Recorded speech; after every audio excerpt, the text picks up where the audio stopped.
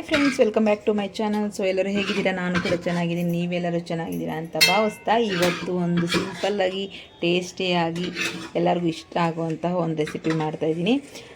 ಏನಪ್ಪ ರೆಸಿಪಿ ಅಂದರೆ chicken sunflower laddu ಅಂತ ಹೇಳಿ ಚಿಕನಲ್ಲಿ ಮಾಡ್ತಾ ಇರುವಂತಹ ರೆಸಿಪಿ ಇದು.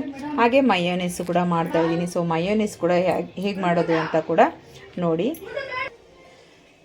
ಸೊ ನನ್ನ ಚಾನಲ್ನ ಸಬ್ಸ್ಕ್ರೈಬ್ ಮಾಡದೆ ನೋಡ್ತಾ ಇದ್ದೆ, ಪ್ಲೀಸ್ ಸಬ್ಸ್ಕ್ರೈಬ್ ಮಾಡ್ಕೊಳ್ಳಿ. ಹಾಗೆ ಒಂದು ಲೈಕ್ ಮಾಡಿ, ಶೇರ್ ಮಾಡಿ, ಕಮೆಂಟ್ ಮಾಡಿ. ಬನ್ನಿ ಮಾಡೋದು ಹೇಗೆ ಅಂತ ನೋಡೋಣ. ನಾನಿಲ್ಲಿ ಒಂದು ಅರ್ಧ kg ಬೋನ್ಲೆಸ್ ಚಿಕನ್ನ ತೊಗೊಂಡಿದ್ದೀನಿ. ಇದರಲ್ಲಿ ಯಾವುದೇ ರೀತಿ ಬೋನ್ಸ್ ಇಲ್ಲ. ಇದನ್ನು ನಾವು ಈಗ ಮಿಕ್ಸಿ ಮಾಡ್ಕೋಬೇಕಾಗತ್ತೆ, ಅಂದರೆ ಕೈಮಾ ಥರ ಆಗಬೇಕು. ಸೊ ಇದನ್ನು ನಾನು ಸ್ವಲ್ಪ ಮಿಕ್ಸಿ ಮಾಡಿಕೊಂಡು ತೊಗೊಂಡು ಬರ್ತೀನಿ. ಎಷ್ಟು ಚೆನ್ನಾಗಿರುತ್ತೆ ಅಂದರೆ ನೀವು ಒಂದ್ಸರಿ ಟ್ರೈ ಮಾಡಿದ್ರೆ ನಿಮ್ಗೆ ಗೊತ್ತಾಗುತ್ತೆ. ಸೊ ಈಗ ಮಿಕ್ಸಿ ಮಾಡ್ಕೊಂಡು ಬರ್ತೀನಿ. ನೀಟಾಗಿ ತೊಳೆದು ಒಂದೆರಡು ಟೈಮು ನಾನು ತೊಗೊಂಡಿದ್ದೀನಿ. ಈಗ ಮಿಕ್ಸಿ ಜಾರ್ಗೆ ಸೇರಿಸ್ಕೊಳ್ಳೋಣ. ಮಕ್ಳಿಗಂತೂ ಎಷ್ಟು ಇಷ್ಟ ಆಗುತ್ತೆ ಅಂದರೆ ಅಷ್ಟು ಚೆನ್ನಾಗಿರುತ್ತೆ, ಅಷ್ಟು ಇಷ್ಟ ಆಗುತ್ತೆ. ಇದನ್ನು ಈಗ ರುಬ್ಕೊಂಡು ಬರೋಣ. ಈಗ ನೋಡಿ, ನಾನೆಲ್ಲದನ್ನು ಈ ರೀತಿ ಚೆನ್ನಾಗಿ ರುಬ್ಕೊಂಡಿದ್ದೀನಿ. ಚೆನ್ನಾಗಿ ನೈಸಾಗಿ ಕೂಡ ಆಗಿದೆ. ಕೈಮಾ ಥರ, ಕೈಮಾಗಿಂತ ಇನ್ನೂ ಚೆನ್ನಾಗಿ ಸಾಫ್ಟ್ ಆಗಿದೆ. ಈ ಥರ ಇರಬೇಕು. ಸೊ ಇದನ್ನು ಈಗ ನಾವು ಒಂದು ಬೌಲ್ಗೆ ಸೇರಿಸ್ಕೊಳ್ಳೋಣ.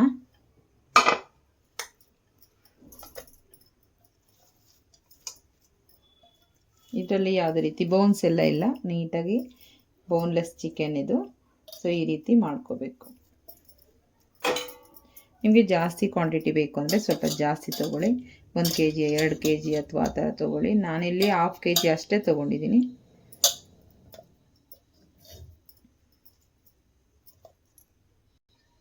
ಈಗ ಸ್ವಲ್ಪ ಶುಂಠಿ ಬೆಳ್ಳುಳ್ಳಿ ಪೇಸ್ಟ್ ಬೇಕಾಗುತ್ತೆ. ಸೊ ನಾನೀಗ ಸ್ವಲ್ಪ ಶುಂಠಿ ಬೆಳ್ಳುಳ್ಳಿನ ಹಾಕ್ಕೊಂಡು ರುಬ್ಕೊತಾ ಇದ್ದೀನಿ. ಒಂದು 2 ಗಡ್ಡೆ ಅಷ್ಟು, ಹಾಗೆ ಒಂದು 4 ಇಂಚಷ್ಟು ಶುಂಠಿ ಸೇರಿಸ್ಕೊಂಡಿದ್ದೀನಿ.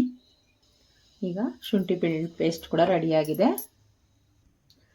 ಈಗ ಒಂದು ಬಾಣಲೆ ಇಟ್ಕೊಂಡಿದ್ದೀನಿ. ಜಸ್ಟ್ ಸ್ವಲ್ಪ ಇಂಗ್ರೀಡಿಯೆಂಟ್ಸ್ ಫ್ರೈ ಮಾಡ್ಕೋಬೇಕಾಗುತ್ತೆ.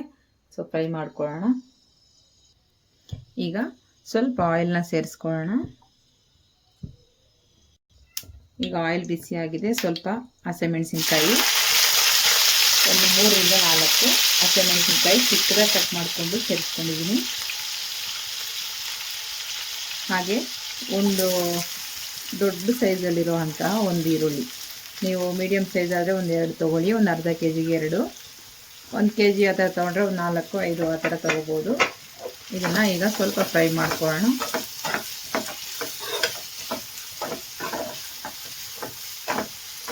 ಸ್ವಲ್ಪ ಹಸಿ ವಾಸನೆ ಹೋಗೋವರೆಗೂ ಅಷ್ಟೇ, ಜಾಸ್ತಿ ಏನು ಫ್ರೈ ಮಾಡೋ ಅವಶ್ಯಕತೆ ಇರಲ್ಲ. ಸ್ವಲ್ಪ ಚೆನ್ನಾಗಿ ಫ್ರೈ ಆಗಿದೆ, ಇಷ್ಟಾದರೆ ಸಾಕಾಗುತ್ತೆ. ಇದಕ್ಕೆ ಸ್ವಲ್ಪ ಶುಂಠಿ ಬೆಳ್ಳುಳ್ಳಿ ಪೇಸ್ಟ್ ಹಾಕ್ಕೊಳ್ಳೋಣ. 1.5 ಟೇಬಲ್ ಸ್ಪೂನಷ್ಟು ಶುಂಠಿ ಬೆಳ್ಳುಳ್ಳಿ ಪೇಸ್ಟ್ ಹಾಕ್ತಾಯಿದ್ದೀನಿ. ಸೊ ನೀವು ಹಸಿಗೆ ಹಾಕ್ಕೊಂಡು ಮಾಡೋದ್ರಿಂದ ಅಷ್ಟು ಚೆನ್ನಾಗಿ ಫ್ಲೇವರ್ ಇರೋದಿಲ್ಲ. ಸೊ ಹಾಗಾಗಿ ಸ್ವಲ್ಪ ನಾವು ಇದನ್ನು ಫ್ರೈ ಮಾಡ್ಕೊಂಡು ಹಾಕೋದ್ರಿಂದ ಹಸಿ ಸ್ಮೆಲ್ ಹೋಗುತ್ತೆ. ಹಾಗಾಗಿ ತುಂಬ ಚೆನ್ನಾಗಿ ಬರುತ್ತೆ.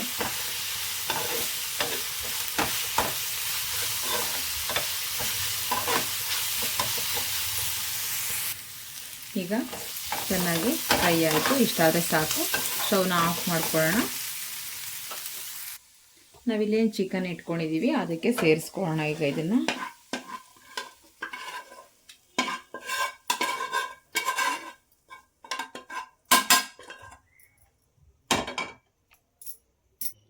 ಈಗ ಇದಕ್ಕೇನೆ ಸ್ವಲ್ಪ ಕೊತ್ತಂಬರಿ ಸೊಪ್ಪು ಕಟ್ ಮಾಡ್ಕೊಂಡು ಇಟ್ಕೊಂಡಿದ್ದೀನಿ, ಅದನ್ನು ಕೂಡ ಸೇರಿಸ್ಕೊಳ್ಳೋಣ. ನಾವು ಆಲ್ರೆಡಿ ಗ್ರೀನ್ ಚಿಲ್ಲಿ ಕೂಡ ಹಾಕಿದ್ದೀವಿ. ಈಗ ಸ್ವಲ್ಪ ಪೆಪ್ಪರ್ನ ತೊಗೊಳ್ಳೋಣ. ಈಗ ಇದಕ್ಕೆ ಟರ್ಮರಿಕ್ ಪೌಡರು, 1 ಟೇಬಲ್ ಸ್ಪೂನಷ್ಟು ಗರಂ ಮಸಾಲ,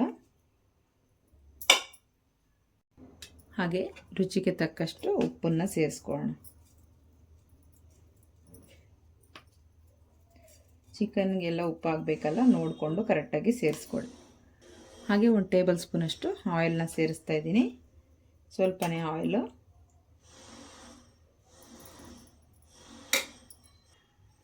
ಈಗ ಇದನ್ನು ಚೆನ್ನಾಗಿ ಮಿಕ್ಸ್ ಮಾಡ್ಕೊಳ್ಳೋಣ. ನೋಡಿ, ಚಿಕನ್ನು ನಾವು ಹಾಕಿರೋ ಮಸಾಲೆಗಳು ಇದೆಲ್ಲ ಚೆನ್ನಾಗಿ ಮಿಕ್ಸ್ ಆಗಬೇಕು. ಆ ರೀತಿ ಚೆನ್ನಾಗಿ ಮಿಕ್ಸ್ ಮಾಡ್ಕೊಳ್ಳೋಣ. ಎಷ್ಟು ನೀಟಾಗಿ ಎಷ್ಟು ಚೆನ್ನಾಗಾಗಿದೆ ಅಂದರೆ ಇದು ನೋಡಿ, ಈ ರೀತಿ ಎಲ್ಲದನ್ನು ಮಿಕ್ಸ್ ಮಾಡ್ಕೊಳ್ಳೋಣ. ಈಗ ಮಿಕ್ಸ್ ಮಾಡಿದ್ದು ಆಯಿತು. ಈಗ ಸೈಡಿಗೆ ಇಟ್ಕೊಳ್ಳಿ. ಇದು ಯಾವುದೇ ರೀತಿ ಮ್ಯಾರಿನೇಟು ಏನು ಬೇಕಾಗಿಲ್ಲ. ಸೊ ಮಿಕ್ಸ್ ಮಾಡಿಕೊಂಡ್ರೆ ಸಾಕಾಗುತ್ತೆ. ಇದೆಲ್ಲ ಮಿಕ್ಸ್ ಆಗಿದೆ. ಈಗ ನೋಡಿ, ನಾನಿಲ್ಲಿ ಅರ್ಧ ಗಂಟೆಗೆ ಮುಂಚೆ ರೈಸನ್ನು ನೆನೆಸಿಟ್ಟಿದ್ದೀನಿ. ಈ ರೀತಿ ಸ್ವಲ್ಪ ನೀವು ಬಾಸುಮತಿ ಆದರೂ ತೊಗೋಬೋದು, ಇಲ್ಲ ಜೀರಾ ರೈಸ್ ಆದರೂ ತೊಗೋಬೋದು, ಇಲ್ಲ ನಿಮ್ಮನೇಲಿ ಯೂಸ್ ಮಾಡೋ ಅಂತಹ ರೈಸೇ ತೊಗೊಳ್ಳಿ, ಪರವಾಗಿಲ್ಲ. ಇದನ್ನು ಒಂದು ಅರ್ಧ ಗಂಟೆ ಮುಂಚೆ ನೆನೆಸಿಟ್ಕೋಬೇಕಾಗತ್ತೆ. ಈಗ ಇದನ್ನು ನೀರನ್ನು ಚೆಲ್ಬಿಡೋಣ. ಚೆಲ್ಬಿಟ್ಟು ತೊಗೊಂಡಿದ್ದೀನಿ ನೋಡಿ, ಈ ರೀತಿ ಚೆನ್ನಾಗಿ ನೆಂದಿದೆ. ಈಗ ಇದು ಸೈಡಿಗೆ ಇಟ್ಕೊಳ್ಳೋಣ. ಈಗ ನಾವು ಇಲ್ಲಿ ಮಿಕ್ಸ್ ಮಾಡಿ ಇಟ್ಕೊಂಡಿರೋದನ್ನು ಉಂಡೆಯಾಗಿ ಮಾಡ್ಕೊಳ್ಳೋಣ. ಚಿಕ್ಕ ಚಿಕ್ಕದಾಗಿ ಉಂಡೆಗಳನ್ನಾಗಿ ಮಾಡ್ಕೊಳ್ಳಿ. ನಿಮಗೆ ಖಾರ ಎಲ್ಲ ಜಾಸ್ತಿ ತಿನ್ನೋರು ಅಂದರೆ ಸ್ವಲ್ಪ ಇನ್ನೂ ಚಿಲ್ಲಿ ಪೌಡರ್ ಅದೆಲ್ಲ ಸ್ವಲ್ಪ ಜಾಸ್ತಿನೇ ಸೇರಿಸ್ಕೊಳ್ಳಿ, ಪರವಾಗಿಲ್ಲ. ಇಲ್ಲಿ ಮಕ್ಕಳಿಗೆ ಅಂತ ಮಾಡ್ತಿರೋದಲ್ಲ ಸ್ವಲ್ಪ, ಹಾಗಾಗಿ ನಾನು ಪೆಪ್ಪರು ಹಸಿಮೆಣಸಿನ್ಕಾಯಿ ಮಾತ್ರ ಹಾಕಿದ್ದೀನಿ. ಈ ರೀತಿ ಒಂದು ಉಂಡೆನ ಮಾಡಿಟ್ಕೊಳ್ಳೋಣ ನೋಡಿ. ಈ ರೀತಿ ಒಂದೇ ಸೈಜಲ್ಲಿ ಎಲ್ಲ ಉಂಡೆಗಳನ್ನೂ ಮಾಡಿಟ್ಕೊಳ್ಳೋಣ ನೋಡಿ. ಈ ರೀತಿ ಉಂಡೆಗಳನ್ನಾಗಿ ಮಾಡ್ಕೋಬೇಕು. ನಂತರ ನಾವು ಇಲ್ಲಿ ಅಕ್ಕಿ ಏನು ನೆನೆಸಿಟ್ಟಿದ್ದೀವಿ ಇದಕ್ಕೆ ಸ್ವಲ್ಪ ಇದು ಒಂದು ಪ್ಲೇಟಲ್ಲಿ ಹಾಕ್ಕೊಳ್ಳೋಣ. ಇದೀಗ ನಾನು ಪ್ಲೇಟಲ್ಲಿ ಸೇರಿಸ್ತಾ ಇದ್ದೀನಿ.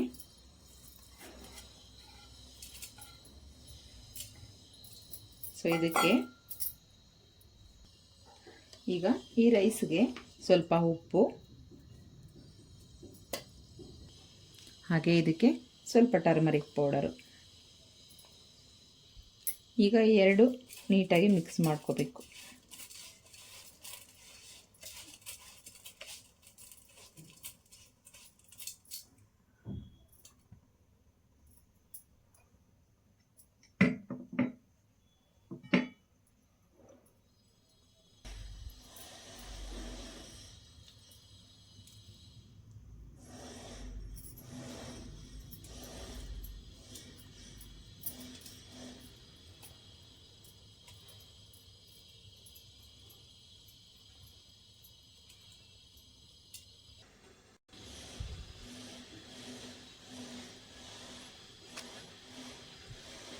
ಈ ರೀತಿ ಎಲ್ಲದನ್ನು ರೆಡಿ ಮಾಡಿ ಇಟ್ಕೊಂಡು ನಾವು ಈಗ ನಾನೊಂದು ಸ್ಟೀಮರ್ನ ಇಟ್ಕೊಂಡಿದ್ದೀನಿ. ಅದರ ಮೇಲೆ ಒಂದು ಪ್ಲೇಟನ್ನು ಹಾಕಿದ್ದೀನಿ. ಯಾಕೆಂದರೆ ಚಿಕನಲ್ಲಿ ನೀರಂಶ ಇರುತ್ತೆ, ಹಾಗಾಗಿ ಈ ಪ್ಲೇಟನ್ನು ಹಾಕ್ಕೊಂಡಿದ್ದೀನಿ. ಇದು ನಿಮ್ಮಲ್ಲಿ ಬಾಳೆ ಎಲೆ ಏನಾದ್ರು ಇದ್ದರೆ ಅದನ್ನು ಕೂಡ ಹಾಕ್ಕೊಳ್ಳಿ. ನಾನು ಇಲ್ಲಿ ಸ್ವಲ್ಪ ಆಯಿಲ್ನ ಅಪ್ಲೈ ಮಾಡ್ತಾಯಿದ್ದೀನಿ ಪ್ಲೇಟ್ ಮೇಲೆ. ಬಾಳೆ ಎಲೆ ಇದ್ದರೆ ಅದಕ್ಕೂ ಕೂಡ ಅಷ್ಟೇ ಆಯಿಲ್ನ ಅಪ್ಲೈ ಮಾಡಿ ಸ್ಟೀಮರ್ ಮೇಲೆ ಈ ರೀತಿ ಇಟ್ಕೊಳ್ಳಿ. ನಿಮ್ಮ ಮನೇಲಿ ಯಾವುದೇ ಇದ್ದರೂ ಪರವಾಗಿಲ್ಲ, ಸ್ಟೀಮರು ಅದನ್ನೇ ಇಟ್ಕೊಳ್ಳಿ. ಈ ರೀತಿ ಆಯಿಲ್ನ ಅಪ್ಲೈ ಮಾಡಿ ಇವಾಗ ನಾವು ಒಂದೊಂದಾಗಿ ಮಾಡಿಟ್ಕೊಂಡಿರುವಂತಹ ಉಂಡೆಗಳನ್ನ ಈ ರೀತಿ ಇಟ್ಬಿಡೋಣ.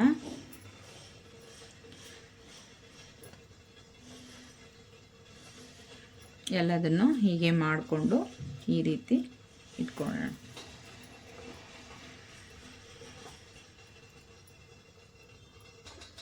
ಈಗ ನೋಡಿ ಎಲ್ಲದು ಈ ರೀತಿ ಇಟ್ಕೊಂಡಿದ್ದೀನಿ. ಇವಾಗ ಕ್ಲೋಸ್ ಮಾಡೋಣ.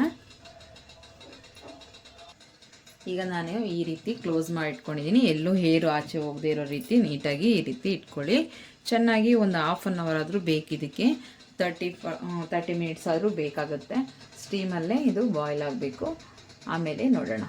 30 ಮಿನಿಟ್ಸ್ ಆಗಿದೆ. ಓಪನ್ ಮಾಡಿ ನೋಡೋಣ. ನೋಡಿ ಯಾವ ಥರ ಆಗಿದೆ ಅಂತ. ಸನ್ಫ್ಲವರ್ ಚಿಕನ್ ಲಡ್ಡು ರೆಡಿ ಆಯಿತು. ನೋಡೋದಕ್ಕೆ ಒಂದು ಖುಷಿ ಆಗುತ್ತೆ, ಅಷ್ಟು ಚೆನ್ನಾಗಿರುತ್ತೆ. ಪ್ಲೇಟ್ಗೆ ಸರ್ವ್ ಮಾಡೋಣ. ಈಗ ನಾವು ಪ್ಲೇಟ್ಗೆ ಜೋಡಿಸ್ಕೊಳ್ಳೋಣ ಯಾವ ರೀತಿ ಆಗಿದೆ ಅಂತ ಹೇಳಿ. ನೋಡಿ ಎಷ್ಟು ಚೆನ್ನಾಗಾಗಿದೆ ಸನ್ಫ್ಲವರು ಥರ. ಇದನ್ನು ಇವಾಗ ನಾವು ಪ್ಲೇಟ್ಗೆ ಸರ್ವ್ ಮಾಡ್ಕೊಳ್ಳೋಣ. ಈಗ ನಾವು ಒಂದೊಂದೇ ನೀಟಾಗಿ ನಿಧಾನಕ್ಕೆ ಈ ರೀತಿ ಒಂದು ಸ್ಟಿಕ್ಕನ್ನು ತಗೊಂಡು ನೀಟಾಗಿ ಈ ರೀತಿ ಇದು ಮಾಡಿಬಿಟ್ಟು ಮೆಲ್ಲಿಗೆ ಇಟ್ಕೋಬೇಕಾಗತ್ತೆ. ಫುಲ್ ತಣ್ಣಗಾದ್ಮೇಲೆ ಆದರೆ ಕ್ಲಿಯರಾಗಿ ಬರುತ್ತೆ. ಸೊ ನಾವು ಇನ್ನು ಬಿಸಿ ಇದೆ, ಹಾಗಾಗಿ ಈ ರೀತಿ ತೆಕ್ಕೋತಾ ಇದ್ದೀನಿ. ಇದಕ್ಕೆ ಒಂದು ಮಯೋನೈಸ್ ಮಾಡಿಕೊಂಡ್ರೆ ಅಂತೂ ಇನ್ನೂ ಸಖತ್ತಾಗಿರುತ್ತೆ.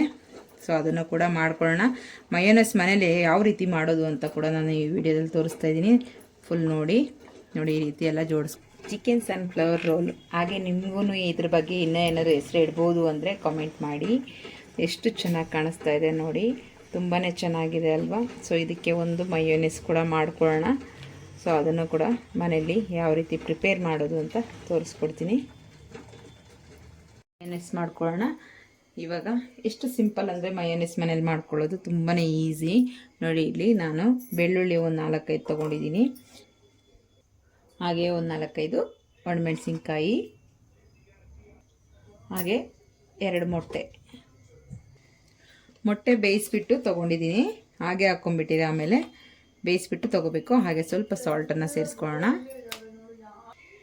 ಹಾಗೆ ಇದಕ್ಕೆ ಸ್ವಲ್ಪ ಕಾಳುಮೆಣಸು, ಹಾಗೆ ಇದಕ್ಕೆ ಸ್ವಲ್ಪ ಆಯಿಲ್. ಈಗ ಇದನ್ನು ರುಬ್ಕೊಂಡು ಬರೋಣ. ಚೆನ್ನಾಗಿ ಮಿಕ್ಸಿ ಮಾಡಿದ್ರೆ ಆಮೇಲೆ ನೋಡೋಣ. ಈಗ ನೋಡಿ ಮಯೋನೀಸ್ ರೆಡಿ ಆಯಿತು ನೋಡಿ, ಎಷ್ಟು ಚೆನ್ನಾಗಾಗಿದೆ. ಇನ್ನೂ ಬೇಕಾದ್ರೆ ನೀವು ಇನ್ನೂ ಸಾಫ್ಟ್ ಮಾಡ್ಕೋಬೋದು. ಸ್ವಲ್ಪ ಆಯಿಲ್ ಜಾಸ್ತಿ ಹಾಕ್ಕೊಂಡು ಮಾಡಿದ್ರೆ ಇನ್ನೂ ಸಾಫ್ಟ್ ಆಗುತ್ತೆ. ನನಗೆ ಇಷ್ಟೇ ಸಾಕಾಗುತ್ತೆ. ಸೊ ಹಾಗಾಗಿ ಇಷ್ಟು ಮಾಡಿದ್ದೀನಿ ನೋಡಿ. ಈಗ ಟೇಸ್ಟ್ ಮಾಡಿ ನೋಡೋಣ. ಈಗ ಬೌಲ್ಗೆ ಸರ್ವ್ ಮಾಡೋಣ.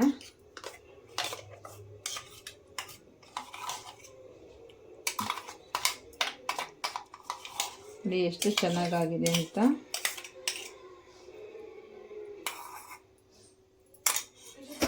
ಮಯೋನೀಸ್ ರೆಡಿ ಆಯಿತು. ಸೊ ನೀವು ಏನಾದರೂ ಚಿಕನ್ ರೆಸಿಪಿ ಮಾಡಿದಾಗ ಇದನ್ನು ರೆಡಿ ಮಾಡ್ಕೊಳ್ಳಿ, ತುಂಬಾ ಚೆನ್ನಾಗಿರುತ್ತೆ. ಸೊ ಈಗ ನಾವು ಮಾಡ್ಕೊಂಡಿರೋ ಅಂತಹ ಚಿಕನ್ ಸನ್ಫ್ಲವರ್ ಲಡ್ಡುನ ಟೇಸ್ಟ್ ಮಾಡಿ ನೋಡೋಣ. ಇದಕ್ಕೆ ಏನು ಹೆಸರು ಇಡಬೇಕು ಅಂತಲೇ ಗೊತ್ತಿಲ್ಲ. ಸೊ ನಾನು ಮಾಡಿರೋ ರೆಸಿಪಿಗೆ ಏನು ಹೆಸರು ಇಡ್ಬೋದು ಅಂತ ಒಂದು ಕಮೆಂಟ್ ಮಾಡಿ. ಹಾಗೆ ಟೇಸ್ಟ್ ಕೂಡ ಮಾಡೋಣ. ಸೊ ನಿಮಗೆ ಈ ರೆಸಿಪಿ ಇಷ್ಟ ಆಗಿದೆ ಅಂದ್ಕೊತೀನಿ. ಚಿಕನ್ ಸನ್ಫ್ಲವರ್ ಲಡ್ಡು ರೆಡಿ ಆಯಿತು, ಹಾಗೆ ಮಯೋನೀಸ್ ಕೂಡ ರೆಡಿ ಆಯಿತು. ಸೊ ತುಂಬಾ ಚೆನ್ನಾಗಿದೆ. ನಿಮ್ಮ ಮನೆಗಳಲ್ಲೂ ಮಾಡ್ಕೊಳ್ಳಿ. ಈ ವಿಡಿಯೋ ನಿಮಗೆಲ್ಲರಿಗೂ ಇಷ್ಟ ಆಗಿದೆ ಅಂದ್ಕೊತೀನಿ. Thank you for watching. ಮತ್ತೆ ಸಿಗೋಣ ನೆಕ್ಸ್ಟ್ ವಿಡಿಯೋದಲ್ಲಿ. ಅಲ್ಲಿವರೆಗೂ ಟೇಕ್ ಕೇರ್, ಬಾಯ್.